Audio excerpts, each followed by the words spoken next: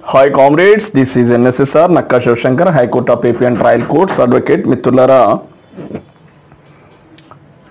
Stages of the civil suit గురించి మనం చెప్పుకోవడం జరిగింది. అయితే దానిని గురించి మరింత వివరంగా చెప్పుకుందాం. అంటే కొంచెం క్లారిటీగా basing on orders and sections base చేసుకుని మరొక్కసారి చెప్పుకుందాం, ఎందుకంటే చాలా ఇంపార్టెంట్ కాబట్టి. మిత్రులారా, ఇన్స్టిట్యూషన్ ఆఫ్ సూట్ గురించి మనం చెప్పుకున్నట్లయితే section 26 CPC civil procedure code and order 4 rule 1 CPC ప్రకారం మనం సూట్ని ఇన్స్టిట్యూట్ చేయడం జరుగుతుంది.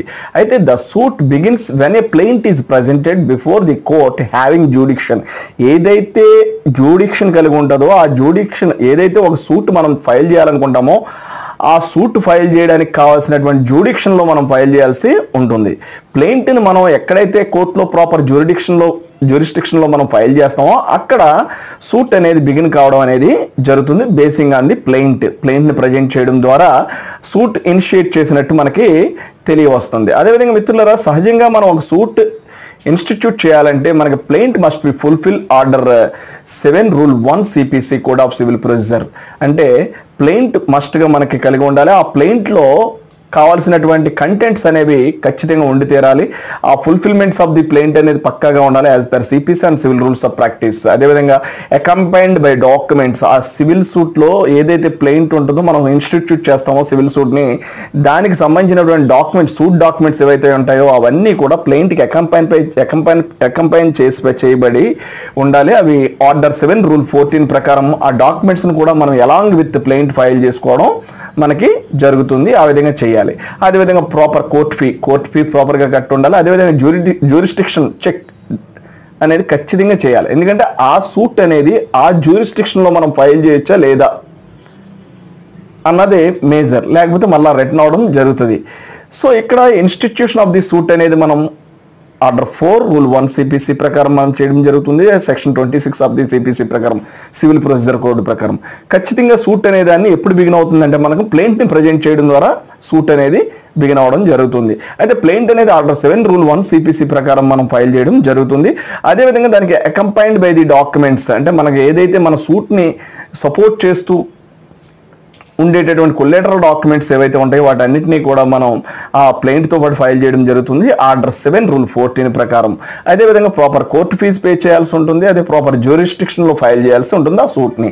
మిత్రులారా, అదేవిధంగా ఆ తర్వాత స్టేజ్ ఏంటంటే మనం సూట్ని ప్లెయింట్ ద్వారా బిగిన్ చేసిన తర్వాత ఆ తర్వాత స్టేజ్ ఏంటంటే స్క్రూట్నీ ఆఫ్ ప్లెయింట్ని స్క్రూట్నీ చేయడం జరుగుతుంది. ఏదైతే ఆర్డర్ 7 సిపిసి ప్రకారం మనకి స్క్రూట్నీ చేయడం జరుగుతుంది. సూట్ని చేసి the court checks if the ప్లెయింట్ is in order. ప్లెయింట్ ఆర్డర్లో ఉందా లేదా. If defects ప్లెయింట్ is given time to cure. ఒకవేళ మన ప్లెయింట్లో ఏమైనా డిఫెక్ట్ ఉంటే కొంత టైం ఇస్తారు క్యూర్ చేసుకోవడానికి. లేదు ఆర్డర్ 7 రూల్ 11 ప్రకారం దాన్ని రిజెక్ట్ చేయడం జరుగుతుంది బేసింగ్ ఆన్ ది గ్రౌండ్స్.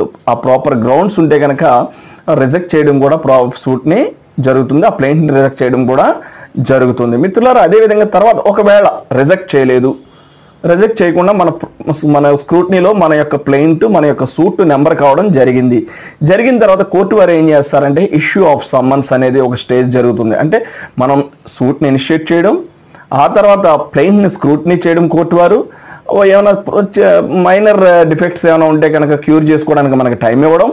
ఒకవేళ అలా కాని పక్షంలో అసలు ప్లెయింట్ని రిజెక్ట్ చేయలేదు, మన ప్లెయింట్ ఎలా అయింది, మన సూట్ ఎలా అయింది, మనకి నెంబర్ అవుతుంది. సూట్కి నెంబర్ అయిన తర్వాత కోర్టు వారు ఏం చేస్తారంటే డిపెండెంట్స్ అంటే ప్రతివాదులకి సమన్స్ ఇష్యూ చేయడం జరుగుతుంది. ఆర్డర్ 5 సివిల్ ప్రొసీజర్ కోడ్ ప్రకారం ప్రతివాదులకు సమన్స్ ఇష్యూ చేయడం జరుగుతుంది. అయితే అప్పుడు ఏం జరుగుతుందంటే వన్స్ ద ప్లెయింట్ ఈజ్ అడ్మిట్ అవడం అంటే ఆటోమేటిక్గా మనకి నెంబర్ వస్తుంది.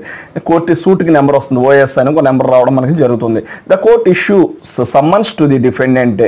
అప్పుడు ఆటోమేటిక్గా ఏమవుతుందంటే మన ప్లెయింట్ ఎప్పుడైతే నెంబర్ అవుతుందో ప్రతివాదికి సమ్మన్స్ ఇష్యూ చేస్తుంది కోర్టు ఆర్డర్ 5 ప్రకారం సిపిసి ప్రకారం to appear and file a written statement. Court వారు ప్రతివాదిని ఒక specific date and time mention చేసి ఈ కోర్టులో తమరు హాజరు కావాల్సి ఉంది అని చెప్పి మీ యొక్క రిటన్ స్టేట్మెంట్ కూడా ఫైల్ చేసుకోవాల్సి ఉంటుంది అని చెప్పేసి ఆ యొక్క సూట్ డాక్యుమెంట్స్ని కూడా అతనికి ఫార్వర్డ్ చేయడం జరుగుతుంది. అదేవిధంగా మిత్రులారా, నెక్స్ట్ స్టేజ్ ఏంటంటే filing of written statement by defendant.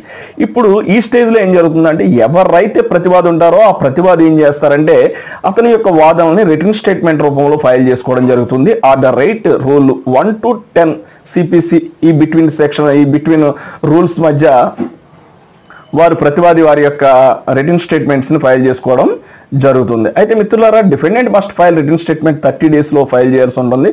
అదేవిధంగా 90 days వరకు విత్ సఫిషియంట్ కాజ్ ఉంటే కనుక కోర్టు వారి పర్మిషన్తో ఎక్స్టెండ్ చేయడం జరుగుతుంది. అయితే ఇక్కడ defendant must produce documents relied upon order 8 Rule 1A ప్రకారం ఆయనకి ఏమైనా డాక్యుమెంట్స్ ఉంటే, ప్రతివాదికి అంటే డిఫెండెంట్కి ఏమైనా డాక్యుమెంట్స్ ఉంటే వారు కూడా ఆర్డర్ 8 Rule 1A ప్రకారం వారు కూడా వారి యొక్క డాక్యుమెంట్స్ని ఫైల్ చేసుకోవాల్సి ఉంటుంది, along with written statement of the defendant ప్రతివాది.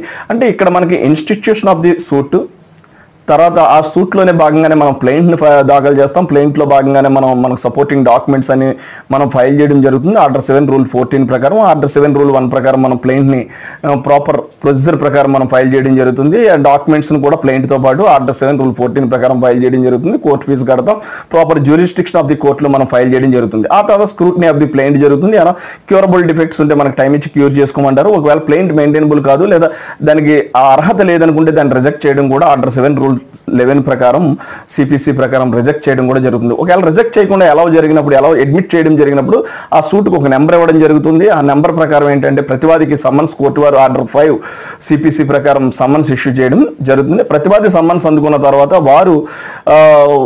వారి యొక్క ప్రతివాది యొక్క అంటే డిఫెండెంట్ యొక్క ఆ వాదనలు అంటే ప్లీడింగ్స్ వారు రిటన్ స్టేట్మెంట్ రూపంలో ఫైల్ చేసుకోవడం జరుగుతుంది.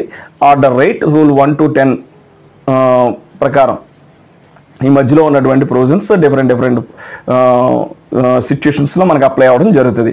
అయితే మిత్రులారా, defendant must file written statement within 30 days. ఒకవేళ కోర్టు వారు అనుమతిస్తే కనుక దానికి సఫిషియెంట్ కాజ్ ఉంటే కనుక 90 days వరకు దాన్ని ఎక్స్టెండ్ చేయడం జరుగుతుంది. అయితే ప్రతివాది కూడా తన యొక్క డాక్యుమెంట్స్ని ఫైల్ చేసుకోవాలనుకున్నప్పుడు ఆర్డర్ 8 Rule 1A ప్రకారం వారి యొక్క డాక్యుమెంట్స్ని అలాంగ్ విత్ రిటన్ స్టేట్మెంట్ వారు ఫైల్ చేసుకోవడం జరుగుతుంది. అయితే మరి ప్రతివాది రిటన్ స్టేట్మెంట్ ఫైల్ చేసిన తర్వాత మరలా వాటిలో కూడా ఏమన్నా అబ్జెక్షన్స్ కానీ ఫర్దర్ ప్లీడింగ్స్ కానీ ఏమైనా ఫైల్ చేసుకోవాల్సిన అవసరం ప్లెయింటిఫ్ ఉంటే కనుక వారు రిప్లికేషన్ అనేది ఫైల్ చేయడం జరుగుతుంది. అయితే not expressly provide in CPC allowed by the court description, court వారి విశేషాధికారాలతో మాత్రమే ఇది అలౌ చేయడం జరుగుతుంది. అయితే అసలు రిప్లికేషన్ అంటే plaintiffs reply to the defendants written statement if new facts are raised. అంటే ప్రతివాది కనుక తన యొక్క ప్లీడింగ్స్లో రిటన్ స్టేట్మెంట్లో న్యూ ఫ్యాక్ట్స్ ఏమైనా రైజ్ చేస్తే కనుక దాన్ని కూడా ఆయన దానికి సంబంధించి కూడా ప్లెయింటిఫ్ వారి యొక్క మిత్రులారా తదుపరి స్టేజ్ మనం చూసుకున్నట్లయితే కనుక after application filed by the plaintiff if any objections, అంటే న్యూ ఫ్యాక్ట్స్ అనే రిటన్ స్టేట్మెంట్లో డిఫెండెంట్ వారి యొక్క రిటన్ స్టేట్మెంట్లో ఫైల్ చేయడం జరిగినట్లయితే కనుక దాని కంటెన్షన్స్ అన్ని కూడా వారు ఎవరైతే ప్లెయింటిఫ్ ఉంటారో వారు రిప్లికేషన్ రూపంలో కోర్టు వారి అనుమతితో వారు ఫైల్ చేసుకోవాల్సి ఉంటుంది. అయితే మిత్రులారా, ఇది అనేది కోర్టు వారి యొక్క డిస్క్రిషనరీ పవర్స్ మీద మాత్రమే ఈ యొక్క రిప్లికేషన్ ఫైల్ చేయడం అనేది జరుగుతుంది by the council of the plaintiff. మిత్రులారా, అదే విధంగా చూసుకున్నట్లయితే కనుక అసలు రిప్లికేషన్ అనేది ఎప్పుడు ఫైల్ చేస్తారు? Plaintiffs reply to the defendants written statement if new facts are raised. అంటే ఏదైతే న్యూ ఫ్యాక్ట్స్ రైజ్ చేయడం జరుగుతుందో రిటన్ స్టేట్మెంట్లో దానికి రిప్లైగా ప్లెయింటిఫ్ తన యొక్క రిప్లికేషన్ ఫైల్ చేసుకోవడం అనేది జరుగుతుంది. అది కూడా with the discretionary powers of the honourable court వారి అనుమతితో మాత్రమే జరుగుతుంది. అయితే నెక్స్ట్ స్టేజ్ ఏంటంటే ఫస్ట్ హీరింగ్ అనేది ఏంటంటే ఆటోమేటిక్గా పార్టీ ఎవరైతే ఉంటారో ప్రతివాది ఆటోమేటిక్గా ప్లెయింటిఫ్ కూడా ఫస్ట్ హీరింగ్ రోజు హాజరవ్వడం జరుగుతుంది. ఆర్డర్ 10 అదేవిధంగా ఆర్డర్ 14 సిపిసి ప్రకారం వారు హాజరు కావడం అనేది జరుగుతుంది. తర్వాత ఏంటంటే court examines the pleadings and parties, court examine చేయడం జరుగుతుంది. పార్టీస్ని ప్లీడింగ్స్ని కూడా కోర్టు ఎగ్జామిన్ చేయడం జరుగుతుంది. ఆ తదుపరి ఏంటంటే ప్రైర్ టు అంటే ఫ్రేమింగ్ ఆఫ్ ది ఇష్యూస్ స్టేజ్కి ముందుగానే 89 సిపిసి ప్రకారం వారు ఏమైనా కాంప్రమైజ్, దట్ మీన్స్ సెటిల్మెంట్ ఏమైనా జరుగుతుందా ఈ సూట్కి సంబంధించి అనేది చెప్పి కోర్టు వారు ఆ అవకాశం పార్టీస్కి ఇవ్వడం జరుగుతుంది. సెటిల్మెంట్ చేసుకునే అవకాశం కూడా పార్టీస్కి ఇవ్వడం జరుగుతుంది. అసలు ఈ సూట్ యొక్క ట్రయల్ బిగిన్ అవడానికి ముందే ఈ విధమైనటువంటి అవకాశాన్ని కోర్టు వారు మనకు కల్పించడం జరుగుతుంది. కల్పించినప్పుడు వారు ఏం చేస్తారంటే కోర్టు వారు ఆర్బిట్రేషన్ కానీ, కాన్సిలియేషన్ కానీ, మీడియేషన్ కానీ, లోక్ అదాలత్కి కానీ పంపడం, మీరు ఏమైనా అవుట్ సైడ్ సెటిల్మెంట్ కూడా మీరు ఏమైనా చేసుకునే అవకాశం ఉంటే అటువంటి అవకాశాన్ని కూడా కలిగించడం వితౌట్ కోయర్షన్, అటువంటి అవకాశాన్ని కూడా కలిగించడం. అటువంటి అవకాశం కలిగినప్పుడు ఆ సూట్ని అక్కడితో క్లోజ్ చేయడం జరుగుతుంది. క్లోజ్ చేయడం జరుగుతుంది basing on the terms and conditions of the parties. అయితే అలా కానప్పుడు, సెటిల్మెంట్ కానప్పుడు ఏం జరుగుతుందంటే నెక్స్ట్ ఫ్రేమింగ్ ఆఫ్ ఇష్యూస్ అనేది కోర్టు వారు స్టెప్ తీసుకోవడం, ఫ్రేమింగ్ ఆఫ్ ఇష్యూస్ అనేటటువంటి స్టెప్ తీసుకోవడం జరుగుతుంది. అప్పుడు ఆ ఫ్రేమింగ్ ఆఫ్ ఇష్యూస్లో కోర్టు వారు ఏం చేస్తారంటే questions of fact law to be decided. ఇక్కడ ఏదైతే ప్లెయింట్ ప్లీడింగ్స్ని బేస్ చేసుకుని, written statement pleadings of the defendant base చేసుకుని ఏ ఫ్యాక్ట్ని, ఇక్కడ ఈ యొక్క సూట్లో ఏ విధమైనటువంటి ఫ్యాక్ట్ ఉంది, ఏ లా మనం డిసైడ్ చేయాల్సి ఉంటుంది, ఏ ఫ్యాక్ట్స్ బేస్ చేసుకుని మనం లాని బేస్ చేసుకుని ఈ సూట్ని డిసైడ్ చేయాల్సి ఉంది అన్నది వారు కొన్ని ఇష్యూస్ని ఫ్రేమ్ చేయడం జరుగుతుంది కోర్టు వారు. ఇష్యూస్ని ఫ్రేమ్ చేయడం జరుగుతుంది కోర్టు వారు. ఇక్కడ యాక్చువల్గా ఏంటంటే ఆర్డర్ 14 సిపిసి ప్రకారం ఇటువంటి ఫ్రేమింగ్ ఆఫ్ ఇష్యూస్ అనేది జరగడం జరుగుతుంది. అయితే మిత్రులారా, ఇక్కడ మనకి ఈ ఫ్రేమింగ్ ఆఫ్ ఇష్యూస్ అనేటటువంటి ఈ స్టేజ్కి ముందుగానే 89 సివిల్ ప్రొసీజర్ కోడ్ అనేది సిపిసి అనేది 89 సిపిసి సెక్షన్ 89 సిపిసి అనేది అప్లై చేసి సెటిల్మెంట్ ఏమైనా పాసిబిలిటీ ఉందేమో చూడడం అనేది కోర్టు వారు అవకాశం అనేది పార్టీస్ కలిగించడం జరుగుతుంది. తర్వాత filing and marking of documents అనే స్టేజ్ వస్తుంది. Filing and marking of documents అనేది ప్లెయింటిఫ్ తన యొక్క ప్లెయింట్తో పాటుగానే ఆర్డర్ 7 రూల్ 14 ప్రకారం అలాంగ్ విత్ ప్లెయింట్ తన డాక్యుమెంట్స్ని ఫైల్ చేసుకోవడం జరుగుతుంది. అదేవిధంగా రిటర్న్ స్టేట్మెంట్తో డిఫెండెంట్ ఏం చేస్తారంటే ఆర్డర్ 8 రూల్ 1A ప్రకారం ఆయన డాక్యుమెంట్స్ ఫైల్ చేసుకోవడం జరుగుతుంది. అదేవిధంగా ప్రొడక్షన్ ఆఫ్ ది డాక్యుమెంట్స్ కానీ, అడ్మిషన్ ఆఫ్ ది డాక్యుమెంట్స్ కానీ, అదేవిధంగా మార్కింగ్ ఆఫ్ ది డాక్యుమెంట్స్ కానీ, ఇవన్నీ కూడా ఆర్డర్ 13 రూల్ 1 and 4 ప్రకారం డీల్ చేయడం జరుగుతుంది. అయితే ఇక్కడ కోర్టు వారికి సంబంధించిన డాక్యుమెంట్స్ ఎగ్జిబిట్ పి సిరీస్ లో మార్క్ చేయడం జరుగుతుంది. డిపెండెంట్ కి సంబంధించిన డాక్యుమెంట్స్ ఏమో ఎగ్జిబిట్ డి సిరీస్ లో, అంటే ఎగ్జిబిట్ పి సిరీస్ ఏమో ప్లెయింటిఫ్ డాక్యుమెంట్స్ ని మార్క్ చేస్తారు, ఎగ్జిబిట్ డి సిరీస్ లోనేమో డిపెండెంట్ డాక్యుమెంట్స్ ని మార్క్ చేయడం జరుగుతుంది. అదేవిధంగా admitted documents are mark during the evidence జరుగుతున్నప్పుడు ఏదైతే డాక్యుమెంట్స్ ని అడ్మిట్ చేయడం జరుగుతుందో వాటిని మార్క్ చేయడం జరుగుతుంది. అబ్జెక్షన్స్ లేకుండా, అంటే ఫర్ ఎగ్జాంపుల్ ప్రతివాది అబ్జెక్ట్ చేయకుండా ఉన్నా, లేదు ప్రతివాది అబ్జెక్షన్ లేకుండా, అదేవిధంగా ఏదైతే ప్లెయింటిఫ్ దాఖలు చేసిన డాక్యుమెంట్లో డిపెండెంట్గా అబ్జెక్షన్స్ ఉంటే డిపెండెంట్ కౌన్సిల్ అబ్జెక్ట్ చేస్తారు. అదేవిధంగా డిపెండెంట్ కౌన్సిల్ దాఖలు చేసినటువంటి డాక్యుమెంట్స్లో అబ్జెక్షన్స్ ఏమైనా ఉంటే వారు ఎవరైతే ప్లెయింటిఫ్ కౌన్సిల్ ఉంటారో వారు మా అబ్జెక్షన్ చేయడం జరుగుతూ ఉంటుంది. డ్యూరింగ్ ది ఎవిడెన్స్ జరిగేటప్పుడు మార్క్ చేయడం జరుగుతూ ఉంటుంది. తర్వాత ఏంటంటే ఎవిడెన్స్ స్టేజ్కి వస్తున్నాం. ఎవిడెన్స్ స్టేజ్కి వచ్చినట్లయితే కనుక ఇక్కడ ఆర్డర్ 18 సిపిసి డీల్ చేయడం ఎవిడెన్స్ స్టేజ్ అనేది జరుగుతుంది. ప్లెయింటిఫ్స్ ఎవిడెన్స్ ఫస్ట్ ప్లెయింటిఫ్స్ ఎవిడెన్స్ అనేదేనే మనం ఎగ్జామినేషన్ ఇన్ చీఫ్ రూపంలో ప్లెయింటిఫ్ తన యొక్క ఎవిడెన్స్ని ఫైల్ చేసుకోవడం జరుగుతుంది. దాన్ని క్రాస్ ఎగ్జామినేషన్ చేయడం అనేది డిఫెండెంట్ కౌన్సిల్ క్రాస్ ఎగ్జామినేషన్ చేస్తారు ప్లెయింటిఫ్ని.